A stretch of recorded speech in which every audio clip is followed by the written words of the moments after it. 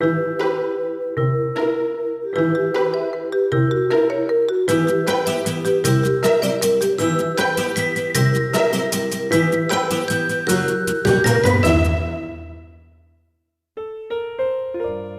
Driver, a stylish and charming restaurant which tonight pays host to a veritable banquet of intellectual debate. Cheers, guys. Last time we were treated to some marvellous insights from the combined wisdom of Aaron, Siobhan, Lauren and Caroline. Hey, guys. Let's join them again for some more debate. So everybody, how did you feel when you were up for eviction? On your eviction night, how did you feel? First time was I think I lost the plot a little bit. I was in fetal position, like a newborn baby, like in the chair. But it was one of those shocks because you just don't know who's gonna go. But when you're up, I mean, I was petrified. It was scary, wasn't it? You're the only one that got cheers, I think, out of everyone. Well, yeah. Team Outsiders! Yeah, but babe, you're outside the house now, so what's that? You go out to cheers, but yet you're still out the house. It's like, and there's people still in there being booed that are still in the house. I don't understand it. That's what I don't get it. But like, was yours okay, Caroline? I literally didn't care at all. I literally didn't care. You must care. Didn't, not one small part of me cared. Hey, just be real, Caroline. I'm sorry, I didn't care. Well, I did. I did. So, Connor and Dina, you know, what do you think's going on there? Because they've never really got on and stuff, have they? Do you think it's purely because she nominated him on the first night?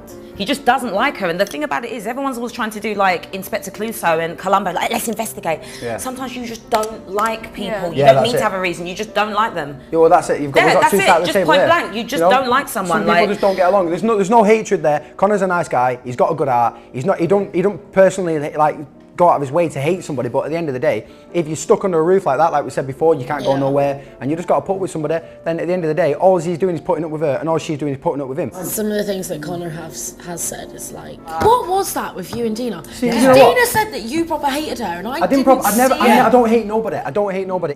Dina asked me to be a sperm donor for her. She loves my genetics. She would love a kid. She would love a kid, just like me, but just without the personality. I'm like, babe, hold on, genetics. You're probably going to get some of the personality in there, babe. She nominates people to save herself. She is the I would biggest never have game player. nominated Dina in there. she's I a wouldn't big say game she's a player. game player. I think I did it every time. Got strategy. Yeah, but She's got strategy. I think she liked me a little bit. You know, when I cut the cigarettes up and she came home and she said to me, she said, you know what, Aaron? She said, I think you did the right thing there. And I went, I said, you know what, Dina, cheers. What about you and Scott? What's going to happen? You're meant to be going, he's coming to live with you when he gets out.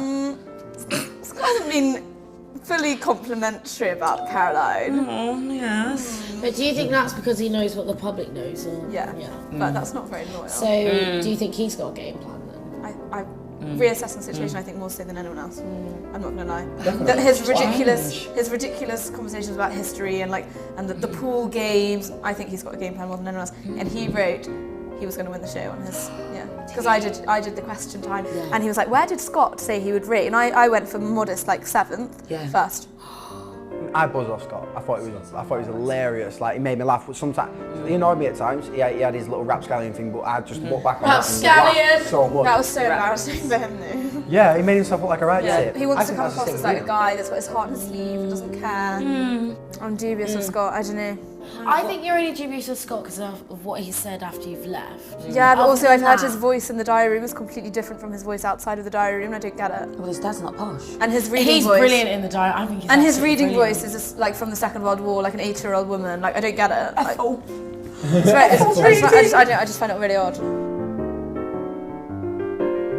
You never know who is popular until you see who goes. But then you're only as popular as who you're up against. It doesn't matter if someone's been saved 6 times. They might go up against another character and go. But it's a shame on the outside they've named them the outsiders because clearly then they're victims, they're the underdogs. That's what I said. I don't No, want we're to be purely the outsiders because we sat outside. Yeah, but it sounds like they're outside of the group because they haven't been accepted and stuff, and that's not what happened. That's exactly what happened. Should we go for a cigarette? Yes. Alas, I'm sorry to say we must leave our patrons to their discussion for the time being. Come back tomorrow to enjoy yet more of their phenomenal insights.